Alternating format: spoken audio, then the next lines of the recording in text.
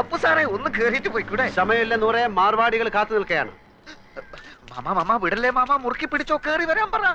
ആ വരി ഒന്നുമില്ലേ, നമ്മൾ നാട്ടുകാരല്ലേ. ഇല്ല സമയമില്ല, അതുകൊണ്ടാ. മാർവാടിക്ക് നിങ്ങളെ അളിയൻ കത്ത് തന്നിട്ടുണ്ടാ? തന്ന് കണ്ട ഇംഗ്ലീഷിലാണ് എഴുത്ത്.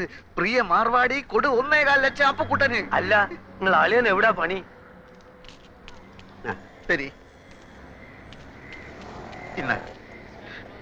എവിടാ താമസം? എല്ലാം ആ കാർഡിലുണ്ട്. എന്താ ചോദിക്കാ? അല്ല ഒന്നുമില്ല, അതിപ്പം എല്ലാം തുറന്ന് പറഞ്ഞോ മാമ. അത് അപ്പുക്കുട്ടൻ സാറേ, കണ്ട മാർവാടികൾക്ക് കൊടുക്കുന്ന പലിശ നമ്മുടെ മാമക്ക് കൊടുക്കൂടെ? അത് എന്നോട് ഇവിടെ ചായ പറഞ്ഞു കടന്നു പോലെ ഒത്ത് നിങ്ങൾ ചാവിടിക്ക്. അല്ലെങ്കിൽ 1.25 ലക്ഷത്തിന് മാർവാടിക്ക് എന്ത് പലിശ കൊടുക്കും? അളിയന് പലിശ അല്ല പ്രശ്നം, കാര്യങ്ങൾ നല്ല വെട്ടിയും തീയും പോലെ നടക്കണം. പലിശ എത്ര വേണമെങ്കിലും കൊടുക്കും. 1.25 ലക്ഷം എടുത്ത് കൊടുക്കും മാമ. ഇവിടെ ഉദ്യോഗമോ ബിസിനസ്സോ ഇല്ലാത്ത ആൾക്കൊന്നും പണം കൊടുക്കൂല.